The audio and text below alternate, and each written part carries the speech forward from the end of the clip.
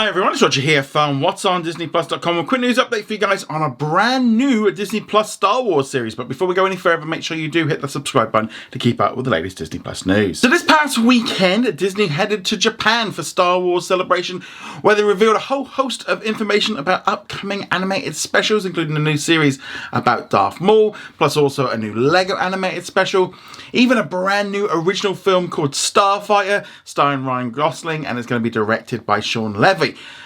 Now, there wasn't really any major news on upcoming Disney Plus live action shows. There was a panel about Ahsoka Season 2, which is going to be beginning filming this week, and that's going to be coming out next year on Disney Plus. Also, there was a panel for Andor Season 2, which actually debuts on Disney Plus later today. So that was one of the big ones, but there wasn't really anything majorly new announced in terms of live action. However, just after Star Wars Celebration, we've now heard that a new series is actually in development for Disney Plus. However, according to The Hollywood Reporter, Lucasfilm is developing a brand new series, and it's going to be created by Carlton Cuse, who was the showrunner for ABC's hit show Lost, along with the FX series The Strain, Amazon's Jack Ryan, and Netflix's Pulse, a show that my wife's really enjoying at the minute. Also working on the project is going to be his son Nick, who has previously worked on Masters of the Air, which if you haven't watched that one, check that one out. An amazing show, and also Watchmen. Now, it is important to note that this is still very much in the early stages of development.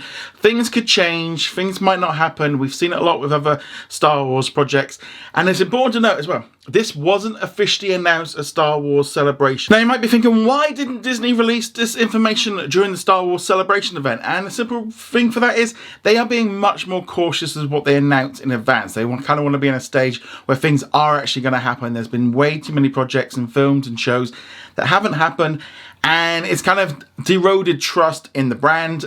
And therefore, by only really announcing things that are actually happening, they can kind of reduce that. So this is also one of the first live action series we've heard about for many years. There's been, we've obviously had Ahsoka and other shows coming along the lines, but there hasn't been anything for a while.